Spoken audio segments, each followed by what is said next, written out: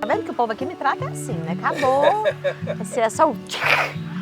Como que for. Tem as edições também, né? Não tem edição. Ah, não tem edição. Não, então tá bom. Falou besteira, já era. Você já pensou em gravar um podcast com um paciente fazendo um procedimento nele? Boa ideia. Tá vendo? Então vamos, ó. Tá vendo? Publicitário.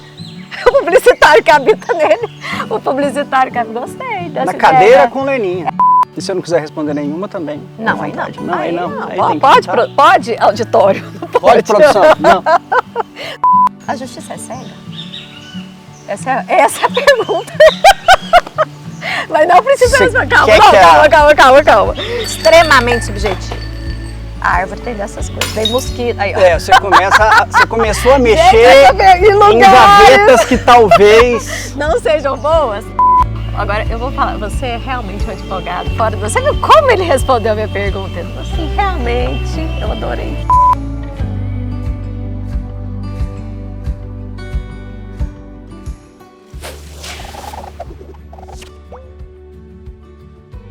A árvore hoje é jurídica, sim. Temos mais um advogado, já passaram alguns advogados aqui. Mas eu não falei isso pra ele, vou falar agora. Eu não quero nem saber do advogado. Na verdade, eu quero saber dessa história de antes até chegar aqui, que eu acho que é o que a árvore mais gosta, né? Aquela pergunta que eu sempre começava assim, quem é você? Eu parei porque de fato é uma pergunta que você fala assim, mas vamos parar tudo, quem sou eu? Pode dar uma crise, e eu acho muito pesado que a gente seja só uma coisa. Hoje em dia a gente não pode ser só uma coisa, é muito triste. A gente existe num mundo de possibilidades, a gente é múltiplo. Então eu queria saber dessa multiplicidade. Eu vou deixar que ele se apresente da forma que ele achar que deve, mas eu quero saber da história lá do começo, do marista, uns 40 anos atrás. Menos, né? Mais ou menos. Muito bem-vindo à árvore, Carlos Márcio. Obrigado, Leninha. Doutor Carlos Márcio ou Carlos Márcio? Carlos Márcio. Carlos Márcio. Ou Palito. Tem essa história que eu tô te contar. Muito obrigado. Sempre acompanhava você aqui na árvore. E sou um sujeito que eu sou um pouco discreto, acho que até mais discreto do que eu deveria ser. Mas é um prazer poder aqui vir bater esse papo com você, conhecer essa famosa árvore. E vou me policiar para não falar como eu tinha te prometido, árvore, né? Então, acho que vai ser legal. Você fica com essa conversa e assim, a gente se conhece e é bom que a gente conta o panorama assim, a gente estudou numa época juntos, vamos deixar claro que eu era um ano na sua frente na escola, mas somos de 77, inclusive você é mais velho que eu. Isso é muito precoce, né? Minha mãe achou que era tipo gênia, vamos colocar ela, tá tudo certo. Mas assim, a gente é dessa época, assim, eu lembrava da sua fisionomia, que é Goiânia, né? Que a gente vivia ali naquele meio do Marista, do Colégio Marista. E depois conheço sua irmã, através do seu sobrinho, que inclusive eu fico olhando para você e falo assim, estou com o João Frederico na minha frente. Verdade. Que acho que ele tem muitas dessas características. E a Vanessa é uma pessoa que mora no meu coração. Ela é difícil pra cacete. Aqui na árvore a gente pode falar cacete. Eu posso, né? Você, eu já não sei, porque esse meio. Mas é uma irmã, assim, sabe? Vanessa é uma pessoa que os nossos filhos se encontraram, assim, são amigos até hoje. E vou, de repente, você é irmã dele? E a gente se conhece e você nos salva de uma situação muito apertada, que não tem preço. Acho que a nossa gratidão ficou muito... Acho que você deve ter sentido, porque a gente nem coloca, são coisas que são inefáveis, a gente não coloca em palavras. Então esse potencial que você tem, ele é fodástico e eu sei que você faz bom uso dele. Então você é um talento usado. Deus te deu um talento, eu não tenho dúvida que você usou. Mas parece que esse talento era meio confuso quando você era criança lá no Marista. Parece que era um trem assim, será que isso vai dar certo? Então eu queria que você contasse desse lugar, assim, de onde que você veio de fato, como era a história escolar, né? Que talvez hoje você estaria dopado de uma forma que até perderia esse talento, que essa é uma preocupação que eu tenho do que se fazem com os gênios de hoje, talentosos. Então que bom que você não teve isso. Que bom que não te descobriram com problema. Tentaram. Não, Mas essa me conta de história aí você. Conta, eu quero saber Essa dessa história eu acredito que tenha vindo da minha irmã, né, da Vanessa, ter contado isso para você. Mas minha família sempre teve muita preocupação, e não sem razão, porque eu nasci em 77 com 1,490 kg, muito pequeno, naquela época não tinha UTI. Mas a termo não, né? você nasceu antes. Não, nasci a termo. Minha mãe ela sempre teve dificuldades gestacionais, ela teve, no primeiro filho, teve um aborto já entrando no 9º mês de gestação. Depois ela teve a Vanessa, foi tudo bem. Entre eu e a Vanessa teve também um segundo aborto e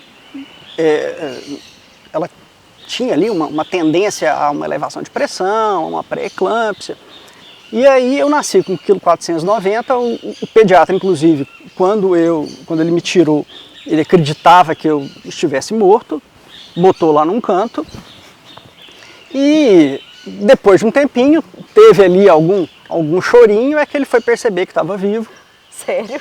Foi o Dr. Aldi, Sério? que depois por uma feliz coincidência a minha filha estuda na escola que foi fundada pelo Dr. Aldi, os meus sobrinhos estudaram, sei que seus filhos também estudaram na mesma escola, uma dessas coincidências da vida. Tanto que eles não tinham muita expectativa quanto a mim, que eu lembro uma vez, eu com 11, 12 anos de idade, eu jogava futebol na associação médica, tinha uma escolinha de futebol. E aí meu pai ia me buscar, né, no final do treino. E aí um dia ele encontra lá na associação médica com o Dr. Aldi e me mostra pro Dr. Aldi, fala, ó quem é aquele rapazinho lá de 1,490 kg, olha ele ali jogando futebol. O Dr. Aldi chorou. Que gracinha! Ele como médico vê como ele conseguiu depois que legal.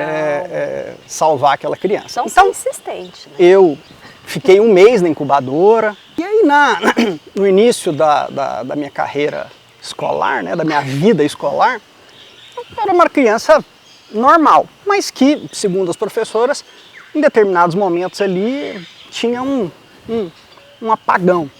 Um apagão no sentido assim, de que eu saía dali e ia para outro lugar. E aí naquela época era tudo muito, né, os conhecimentos na área de psicopedagogia, psiquiatria eram incipientes ainda, né? O pessoal achava que eu tinha algum retardo, algum atraso de desenvolvimento e tal. E aí minha mãe me levou em vários médicos e tal. E hoje a gente ri demais dessa história, brinca demais com essa história. Eu lembro que minha mãe me levava em benzedeira e falava que ela fazia uns feitiços para mim, né? E aí tinha ainda uma outra questão que era a comparação. A Vanessa é uma pessoa que, além de ser extremamente disciplinada e determinada, é muito inteligente. Então, ela só tinha notas que eram excepcionais. E eu era uma criança absolutamente normal. Em algumas disciplinas, algumas matérias eu tinha mais facilidade, e em disciplinas aí, matemática, né, que envolviam às vezes uma capacidade de concentração um pouco maior, eu tinha ali as minhas dificuldades, mas também não era nada absolutamente exagerado, né? Passava de ano e tal. E sabe, você que tem filho homem, em geral sabe disso, que a maioria quer, na verdade, saber de brincar, de jogar bola, né? Quase todo garoto sonha em ser jogador de futebol, piloto de Fórmula 1, né?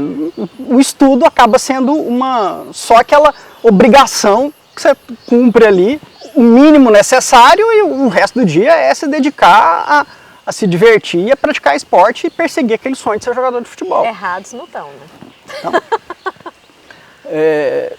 na escola, sempre fui ali nas disciplinas que exigiam alguma criatividade, alguma reflexão mais aprofundada e tal. Sempre saía muito bem, mas nas disciplinas de exatas tinha ali as minhas dificuldades dadas, às vezes uma dificuldade de de concentração, que depois, muito tardiamente, né, conversando com um grande amigo que é meu psiquiatra, falou: Carlos Márcio, desde a primeira vez que Era claro. que eu conversei com você, você tem ali um leve TDAH. Nada que te comprometa e que te impeça de se desenvolver, né? Tanto que você, quando ele me falou isso, quando eu conversei com ele sobre essa questão, foi na época que eu estava cursando doutorado e eu resolvi num semestre pegar 4 matérias, enquanto o recomendável seria você pegar só 2. Eu peguei 4 matérias e ali com 4 artigos científicos para escrever, a quantidade de textos que se tinha para ler, para preparar, aulas para ministrar, debates e tal, eu estava ali meio que, e ainda juntando, né, com o escritório, eu estava ali meio surtado e fui no Ida, eu preciso de alguma ajuda. E ele falou, olha, foi quando ele falou, olha, eu sempre identifiquei você com um leve TDAH, mas isso nunca te impediu de progredir na vida e você foi criando ao longo da vida mecanismos para compensar, para dar certo, para organizar. E aí ele, né, depois disso eu passei a ter uma certa consciência. Que é ótimo. Que é ótimo e que existem formas de você trabalhar essa dificuldade de concentração. Não, e aí você potencializa a forma de você ser. Você né? passa a ter para aquilo que é importante o hiperfoco. E eu não sei se depois disso, não sei se isso é bom ou ruim, depois que você, eles dão ciência a você de que você tem determinadas características, às vezes você até exacerba essa característica, que você tem que controlar o perfeccionismo. Né? No dia que me falaram que eu tinha que controlar o meu perfeccionismo, foi um inferno, porque aí eu não sabia que eu era perfeccionista e aí passei a ser ainda mais. Então eu falo que eu nunca termino como advogado, eu não termino uma petição, eu desisto dela. Porque eu sempre... Essa foi boa. Se eu for reler a petição, eu vou querer mudar alguma coisa. Então chega um determinado momento e falo assim, olha, essa é a última versão. Acabou, pronto. Peço para alguém dar uma olhada para saber se não tem nenhum erro de português, saber se não tem nenhuma aberração ali e segue o jogo. E alguém super te elogia. É sempre assim, né? Você passa do sombrio... Eu estava lendo um livro falando dessas características de pessoas assim, desse perfeccionismo. Quando ela passa para que alguém avalie esse trabalho, qualquer que seja, uma arte, alguma coisa, ela passa daquele sombrio da dúvida, tipo assim, nossa, isso pode estar ridículo, até a glória de tipo, nossa, eu sou fantástica. Porque geralmente essas pessoas têm um talento diferente e aí a pessoa fala, nossa, isso é uma obra-prima. Assim. Então, você passar de onde você está do sombrio para essa glória é uma característica muito, muito interessante que eles colocam em vários artistas talentosos. Quando eu falo de arte, o que você faz é uma arte. O dia que eu te vi, eu queria ter falado no começo e me perdi. Eu nunca tinha te visto atuando, porque é uma área totalmente... O dia que eu assisti, foi online, mas eu fiquei tão impressionada, eu falei, gente, achei muito bonito aquilo, sabe? Eu falei, gente, que diferença, né, da pessoa que eu conheço, mesmo porque eu te vejo lá no tênis, é muito engraçado, e daí depois você vê outro ser, assim, né? Então eu fiquei, nossa... O advogado, quando nós vestimos a beca, né, a gente acaba incorporando ali um personagem, né? Embora pelo fato de eu ser professor, isso acaba facilitando a comunicação verbal, né? Mas assim, de fato me chama muita atenção. Então, mas voltando nesse lugar do sombrio para a glória, é uma coisa muito interessante. Mas aí, o que ela fala nesse livro? Ela fala assim, mas a glória logo acaba em 2, 3 dias, porque você já está buscando um novo trabalho, você quer um novo elogio. Então, essa necessidade desse apoio externo, assim, desse olhar externo. Porque a gente somos vaidosos, somos sociais. Então esse olhar externo é extremamente importante, principalmente para quem faz coisas assim. Então acho muito bacana e eu gostaria de dar esse valor externo, porque realmente me chamou atenção e é uma coisa que não me chama atenção, tipo, putz, é um trem que eu nunca assisti na minha vida, porque realmente fui assistir. Mas eu queria perguntar outra coisa, onde você acha que começou esse negócio de vou ser advogado? Porque você tem uma história forte do seu pai, né? Onde que você acha que foi? Foi uma influência muito forte dele e você deu um jeito de ser? Ou você acha que começou em você e depois você foi e coincidentemente isso aconteceu? Ou tudo junto ao mesmo tempo? Leninha, sim, tudo bem que acho que nada na vida acontece por acaso, mas tem alguns acasos, né, na minha vida. Eu não queria estudar direito. Depois que passa a fase do querer ser jogador de futebol, você começa a olhar para aquelas profissões, aquilo que você acha legal, aquilo que você teria interesse. E eu não sei se eu já te contei isso, mas eu, né, ali meus 14, 15 anos, uma coisa que eu achava interessante, que talvez eu fosse estudar, era odontologia. Sério? Eu achava que muito, maluco! eu achava muito legal. Ah. Toda vez que eu ia no dentista, eu pedia o espelhinho para ficar olhando o que ela estava fazendo e tal. Só que aí quando eu entrei no segundo grau, né, para os mais novos aí, ensino médio, né? Ensino médio. Comecei a estudar química, Biologia. e tal. Falei, pô, não acho que seja isso que eu queira para minha vida. Não me dou bem com essas disciplinas. E aí uma vez a professora de redação pediu para que a gente desenvolvesse uma campanha publicitária. E eu desenvolvi uma campanha publicitária, fiz a propaganda de um carro e falei, pô, achei isso legal, né? E era uma época que se falava muito no Brasil, nos publicitários, no Washington Oliveto, na W Brasil, tá? Falei, pô, quero ser publicitário. Então, durante todo o meu ensino médio, eu tinha na minha cabeça ser publicitário. Só que tinha um problema, aqui em Goiânia não tinha faculdade de publicidade. Não tinha nenhum curso de publicidade. E aí, a ideia era estudar publicidade na SPM, lá em São Paulo, que é a melhor faculdade de publicidade. Mas como não tinha nenhum curso aqui em Goiânia, eu falei, aqui em Goiânia eu vou fazer para direito. E nisso a Vanessa, eu não diria nem que influenciava, mas assim, sugeria muito incisivamente, assim, se você não fizer direito, você vai perder grandes oportunidades, para não dizer outros adjetivos. Isso é legal. E aí, fiz matrícula para direito aqui. E aí fui fazer o vestibular de São Paulo e nesse ponto assim, meu pai, né, apesar de ser da área, ele em momento algum me desestimulou a fazer aquilo que eu desejava. Vai lá. Ele inclusive me acompanhou, eu fui fazer o vestibular em São Paulo, ele me acompanhou lá em São Paulo, mas aconteceu um episódio desses desígnios aí da vida, de que entre os, né, eram 2 dias de prova e na noite, entre o primeiro e o segundo dia de prova, a gente foi a um shopping lá em São Paulo. E aí na volta, isso era, não vou lembrar se era final de dezembro ou começo de janeiro, que a gente foi fazer essa prova, caiu um daqueles temporais em São Paulo. E você não fez? Não, isso foi na noite, né?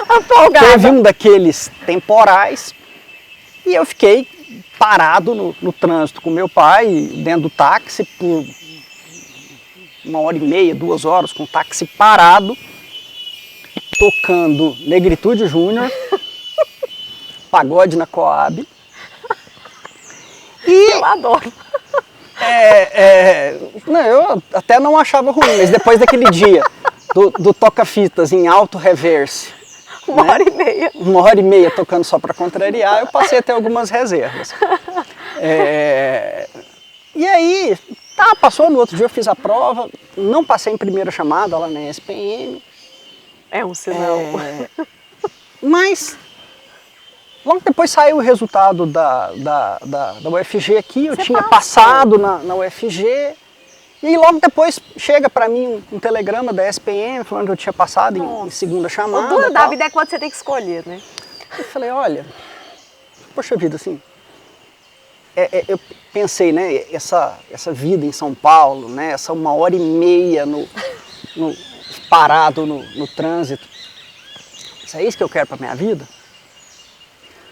E aí, vou fazer direito. Depois, se for o caso, eu estudo publicidade aqui em Goiânia, abre uma faculdade de Direito lá, eu curso publicidade. Então, Vem cá, vem cá. Eu comecei a fazer Direito, e aí logo tive a oportunidade de começar a estagiar com meu pai. Fui tomando gosto pela matéria, comecei a gostar do curso de Direito, e aí pelo fato de, né, às vezes na faculdade, quando o professor falava algumas expressões que para a maioria dos meus colegas eram uma absoluta novidade, eram expressões que estavam ali no meu cotidiano, né? Então, eu cresci ouvindo aquilo. Então, para mim era algo que não era bizarro ao meu ouvido. E aí, pelo fato de estar desde o começo do curso estagiando e lendo muito processo, e meu pai, ele sempre me pedia para, né, no começo do curso a gente não tinha muito conhecimento, então a minha atividade era pegar os processos, e aí eu tinha que fazer um resumo ali da petição inicial, depois um resumo da contestação, um resumo da sentença, um resumo das razões de um recurso, das contrarrazões daquele recurso. E aí aquilo me deu, desde o início da faculdade, uma capacidade de compreensão, né, dessa dinâmica do processo, de entender o funcionamento do judiciário. Essa leitura aumenta o vocabulário, aumenta a capacidade de interpretação, melhora substancialmente a redação da pessoa. E aí, durante a faculdade, obviamente que eu fui demonstrando mais facilidade, fui tendo boas notas, fui me destacando, mas não tinha ainda na faculdade uma ideia muito clara do rumo. E isso é uma pergunta que assola todo estudante de Direito desde lá do primeiro dia de aula. Você quer advogar ou quer fazer concurso? Então esse era um debate quase que diário entre nós, os alunos. E lá na UFG, a imensa maioria dos alunos tem a ideia e busca um concurso público, a magistratura, o Ministério Público. A maioria, né?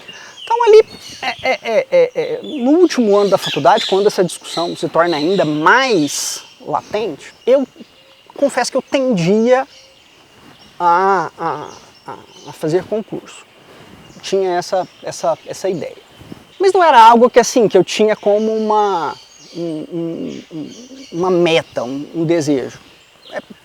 E aí tinha uma razão principal. Né? Meu pai foi juiz a vida toda, eu cresci vendo meu pai atuar como juiz, e obviamente que é uma carreira que tem os seus ônus, mas também tem os seus bônus.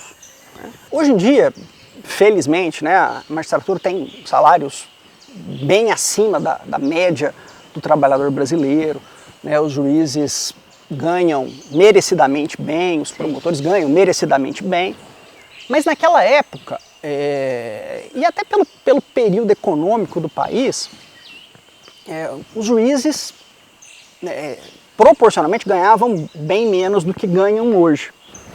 Então, assim, eu cresci, a gente nunca faltou nada pra gente em casa, né? Sempre tivemos a possibilidade de estudar em bons colégios, mas não era uma vida de luxos. Né?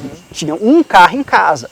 Viagem de férias era para casa de familiares da mãe ou para casa da avó.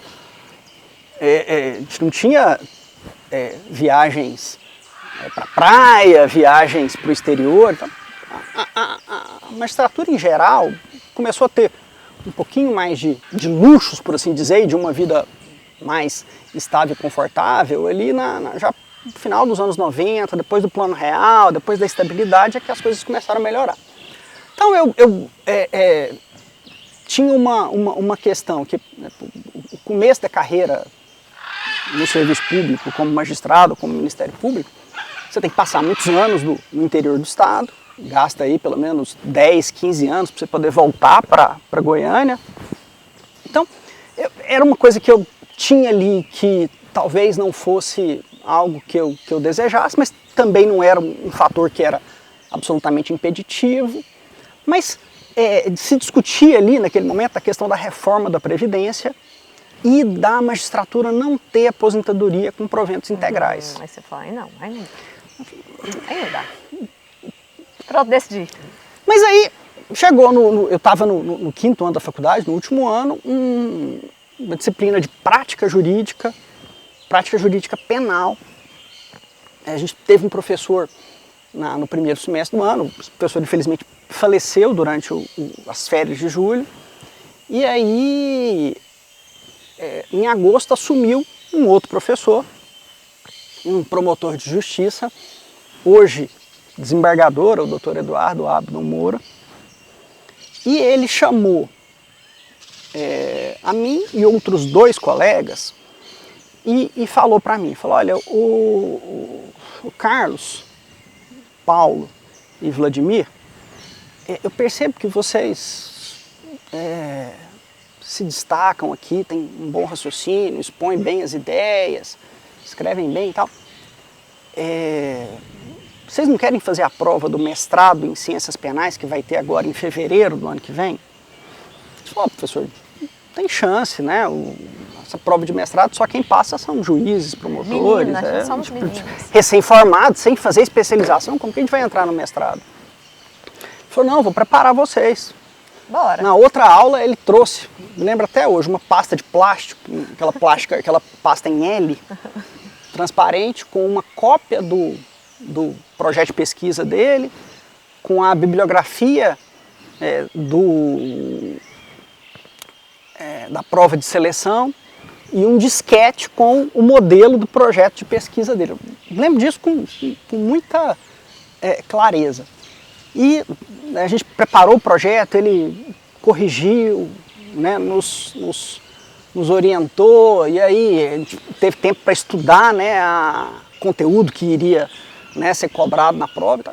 E acabou que por uma dessas sortes na vida aí, tanto eu quanto o Paulo, quanto o Vladimir, nós três passamos na prova do mestrado. E aí aquilo foi para mim uma tranquilidade, porque eu falava o seguinte, você vai advogar ou vai estudar para concurso? Eu falei, não, vou fazer mestrado. Boa! Não, e agora você me contou uma história gigante, e aí eu quero parar, eu quero falar, aí eu guardo aqui na minha caixa para falar depois. 3 coisas. Eu quero voltar primeiro lá nesse momento que você falou assim, que seu pai não te falou assim, você é publicitário? Você é publicitário. Eu lembro que a gente, pequenininha, a gente foi no parque que tinha uma baleia, e aí ela falou assim para mim, mãe, já sei o que eu vou ser quando eu crescer. Eu falei, o que, minha filha? Adestradora de baleias. É uma boa profissão. Falei assim, e você vai ser a melhor do mundo. Eu falei assim, e você vai ser a melhor. E ela abriu um sorriso, então assim, os pais fazerem isso, né? Porque, no fundo, seu pai, claro que ele gostaria que você seguisse nesse caminho. Tipo assim, eu segui, deu certo. Mas entender os nossos filhos como outro ser humano que não são nossos... É verdade. É libertador, porque depois você entende que a gente também não é deles, então é melhor ainda.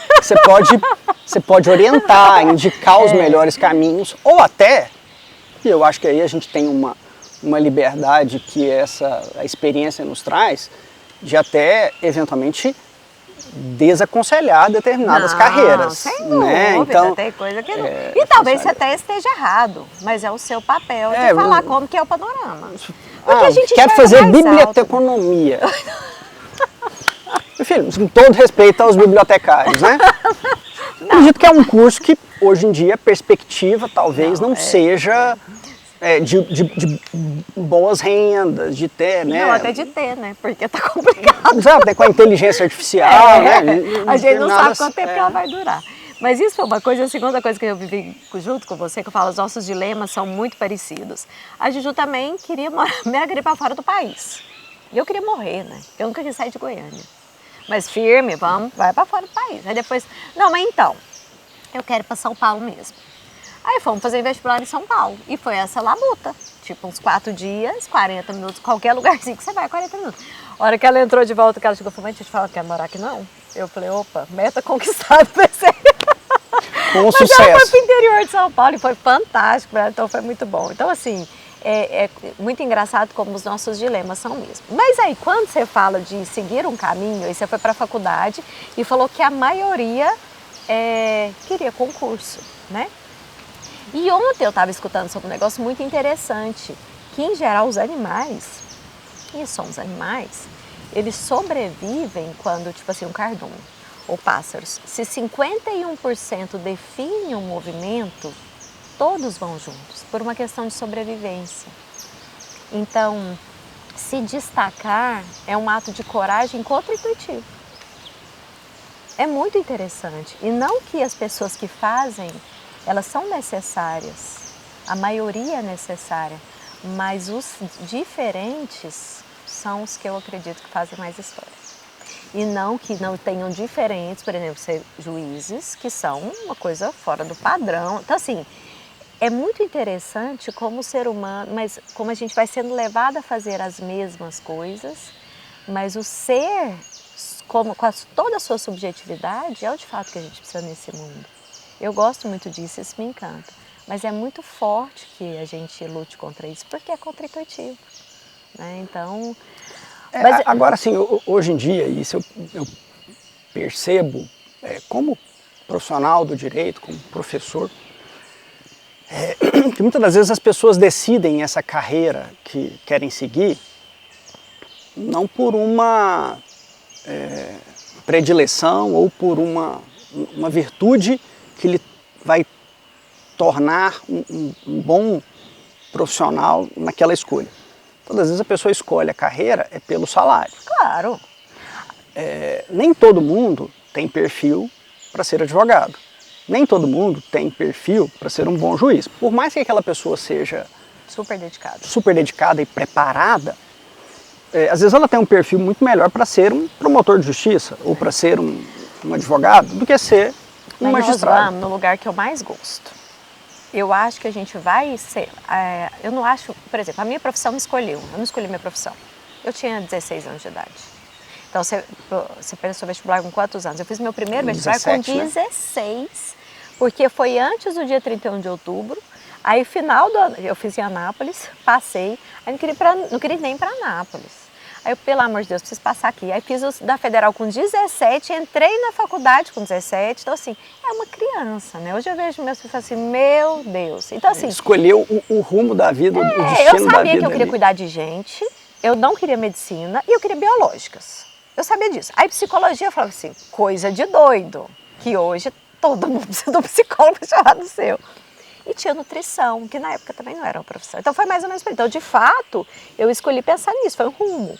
Só que sabe o que eu acho a beleza de tudo? A gente está vivendo muito melhor. Então chega uma hora que você escolhe ser outras coisas.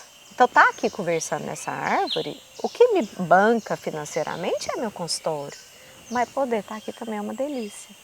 Então poder ser várias coisas, mas a gente precisa de tempo de estrada. Eu já tenho filhos grandes, que já, como diz meu pai, soltei o cabresto, já precisam menos de mim. Então, inclusive, eu tenho uma energia insuportável que ou eu invento outras coisas, então meu marido fala assim, minha filha...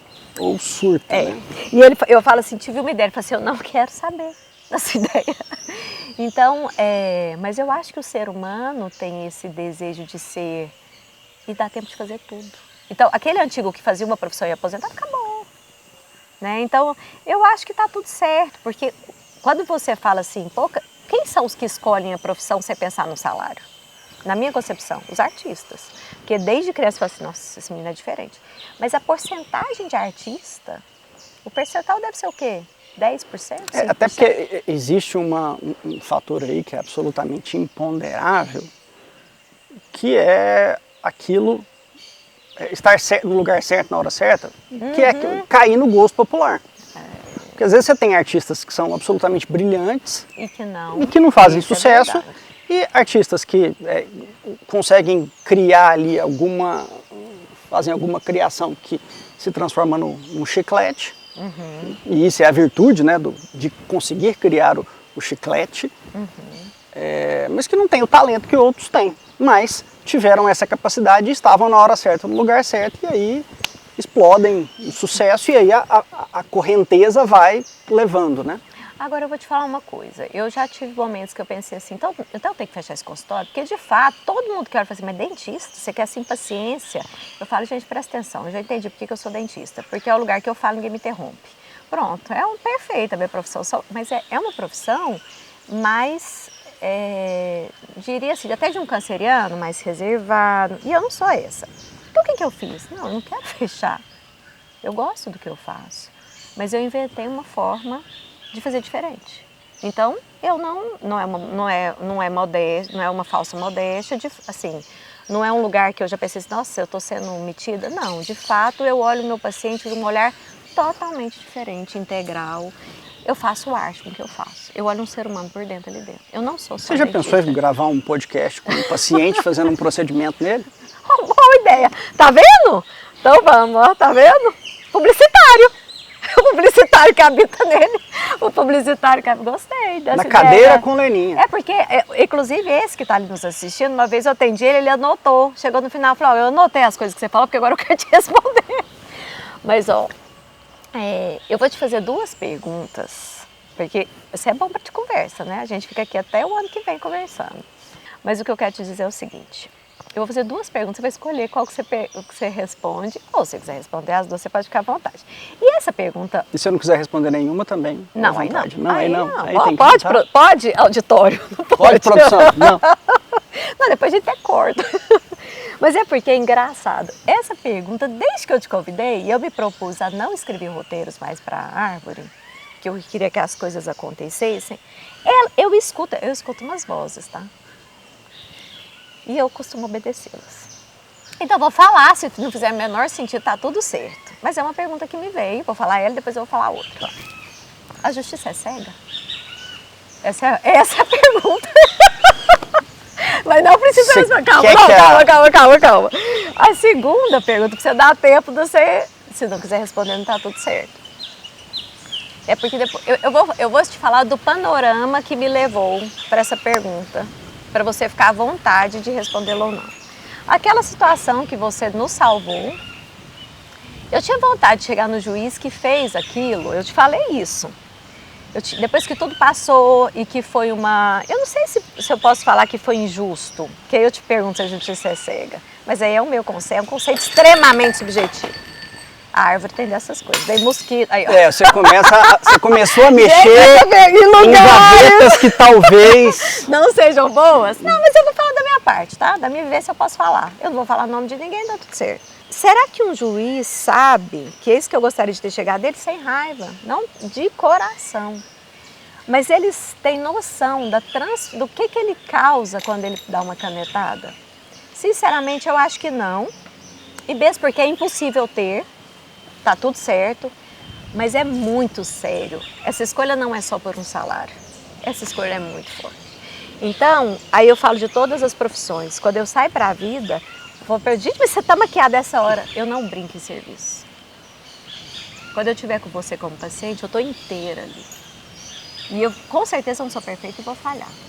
Mas eu vou tentar pensar em tudo que eu posso, todas as consequências que eu posso te trazer. Pronto, só falei isso, nossa, fui legal, nossa, fui super política. A outra pergunta, se quiser, você pode ficar só, que a segunda é a seguinte. Faz de conta que existe um guarda na sombra dessa árvore ali e fala assim... Carlos Márcio, você só pode trazer para cá uma coisa. O resto você vai ter que deixar. O que você deixaria? O que você traria? O que você deixaria não? O que você traria? Uma coisa só, tem que ser... Seja criativo. Posso responder a outra primeiro? Enquanto o isso que eu vou você quiser, o que você quiser. Se não quiser responder... Você sabe de onde vem a história de que a justiça é cega? Não.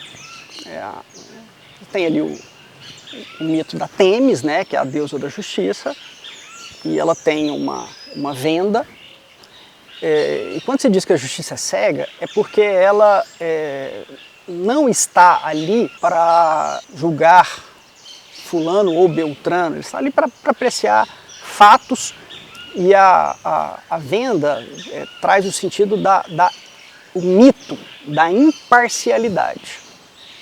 A ideia da venda é justamente essa. É até por isso que nos julgamentos os magistrados, os juízes vestem uma beca de cor preta, os advogados também vestem a beca de cor preta, e se a gente pegar lá na Inglaterra, até hoje os advogados colocam uma peruca, e os magistrados também colocam uma peruca. que é para ser todo mundo igual. O que diferencia ali são, às vezes, as cores das cordinhas, né? O magistrado é branco, a advocacia é vermelha, o Ministério Público é vermelho, a Defensoria Pública é verde. É isso, mas a questão da beca tem esse objetivo. Agora, dizer que a Justiça não examina ou não considera as partes, não considera quem ela está julgando, isso é um mito. Até porque o processo decisório, o que leva um juiz a tomar uma determinada decisão, você tem N fatores que influenciam na tomada desse processo decisório. E assim, a gente aprende na faculdade que o processo decisório do juiz é um processo dialético, que ele ouve a tese do autor, ouve a antítese do réu para chegar na síntese. Mas isso, na verdade, é um mito. Na verdade, o juiz, ele decide, segundo N fatores que povoam ali o raciocínio dele, e aí ele vai, no que existe no processo, buscar elementos para corroborar aquela decisão que ele tomou. Então, o juiz, quando ele acompanha ali uma audiência, vê ali a inquirição de testemunho, interrogatório, aquilo ali ele já formou a decisão dele. E aí depois ele vai no processo para buscar as provas que corroboram aquele entendimento dele. E aí, quem é a pessoa, a forma como ela se portou durante o processo, quem é o advogado, a forma como ele se portou dentro do processo, isso, sem dúvida alguma, afeta o processo decisório. Você tem pesquisas, Leninha, sensacionais de como fatores que possam parecer assim, insignificantes afetam esse processo decisório. Então, uma pesquisa em Israel que examina as decisões que os juízes proferem pela manhã e as decisões que eles proferem à tarde. Como a fome afeta a capacidade de decidir do juiz. Tem uma juíza aqui de Goiás, a doutora Aline Tomás, que foi até minha contemporânea de faculdade, uma brilhante juíza. Ela fez uma pesquisa de mestrado aqui na Universidade Federal de Goiás, que ela era juíza de uma vara de família, e aí tinha duas unidades de conciliação na vara dela. E os casos eram distribuídos de forma absolutamente aleatória entre essas duas varas, entre essas duas centros de conciliação. E aí, para um centro de conciliação, era servido água. No outro centro de conciliação, era servido suco de uva. E aí, no final, fizeram uma estatística da quantidade de acordos entre esses dois centros. O centro onde era servido o suco de uva tinha 30%, 40% mais conciliações do que o que se servia a água. E aí ela vai, justamente na bioquímica, ver como a glicose influencia na capacidade da pessoa de ceder para poder fazer uma composição. Legal, hein? Né? Tem um estudo também que foi desenvolvido na Universidade Bath, na Inglaterra, sobre, eles chamam as intenções ocultas dos magistrados. Que ele falou que existem determinados fatores que, ainda que involuntariamente, conduzem o seu cérebro a uma determinada conclusão. E aí o seguinte, pessoas bonitas têm uma chance exponencialmente maior de serem absolvidas do que pessoas feias. Eu vou ter que falar, né? Mas então tá tudo certo. A gente tá tudo certo. E isso eu falo, olha que coisa inclusive para os meus, eu falo para os advogados em início de carreira, falo para os meus alunos, olha, você como advogado, você não tem ideia de como o seu comportamento durante o processo influencia na forma como o juiz vai interpretar o seu cliente. Nossa, gente. E hoje em dia, assim, é muito comum eu ver o advogado, os advogados em início de carreira, e o mundo das redes sociais gera esses fatores, do advogado criar confusão durante a audiência para gravar aquela confusão e postar na rede social para dizer que ele é um advogado combativo. para ganhar likes. Não tem lógica não. Só que aí esse pessoal se torna o advogado de uma causa só. Agora, eu vou falar, você é realmente um advogado fora do... Você viu como ele respondeu a minha pergunta? Ele falou assim, realmente, eu adorei. Agora eu vou resumir essa... Não, peraí, você vai fazer a última. Tá. Mas o que eu quero te falar é que eu vou resumir essa história sua toda, que eu achei super interessante, a forma que você respondeu, de uma forma assim. Tem uma amiga minha que é advogada também, a Cássia, que é minha amiga da Vanessa. Que a gente, às vezes uma pessoa fazia alguma coisa, ela falava assim, gente, mas se Deus está de mau humor numa hora dessa... Aí eu brinquei assim, Cássia... Não, Deus não faz nada disso, mas ele tem uns intermediários, então o nosso problema são os intermediários, que se a justiça é cega ou não, nós não vamos discutir do mito, mas tem os intermediários que são humanos. E é isso, gente, o direito ele é muito fácil, hoje em dia qualquer resposta jurídica a inteligência artificial te dá. O importante é como você se comunica, como você define a sua estratégia e como você apresenta aquele seu direito. O que você traria pra cá? Porque você quer escolher uma coisa. Pra cá? Você, tipo assim, chegou e você traria uma coisa. Sinto muito, eu vou te colocar nessa fria. Eu traria minha família, né? Saiu bem. Teve uma vez que um falou assim pra mim, eu vou trazer uma mala, que aí eu ponho todo mundo que eu quero. Eu traria um ônibus com a minha família. Mas é que tipo sem isso, porque sem isso não tem mais. Não tem mais nada mais faz sentido. Então, teve uma coisa que não apareceu em você aqui, e que foi o que mais me conecta a você e as pessoas que são suas parentes e que eu amo de coração, que é um humor excepcional. Não apareceu meu humor aqui? Não, assim, não daquela forma que manda figurinhas. Da forma de quinta série? Que assim, que eu acho mais bonita, assim, que esses dias eu brinquei, que eu vi uma postagem do Newton Bonder de uma criança dançando e o pai assistindo e ela dançando, e eu escrevi assim que o melhor dos 47 anos, quase 48, é que eu venho voltando essa criança que eu fui para hoje em qualquer lugar. Então, a maturidade e você já é uma pessoa consagrada do ponto de vista profissional, sem dúvida nenhuma, nos permite fazer essas palhaçadas que são deliciosas. O último livro que eu li, penúltimo, chama O Fundo do Poço, é o lugar mais visitado do mundo. Falei com a Vanessa sobre ele. E tem um momento que ela teve um luto muito pesado e quando ela voltou para o escritório, um amigo dela abraçou ela e falou assim, amiga, esse problema seu é aqueles que a gente quer chegar em Deus e falar assim, me chama seu gerente, por favor. Então, eu acho que o humor é uma coisa...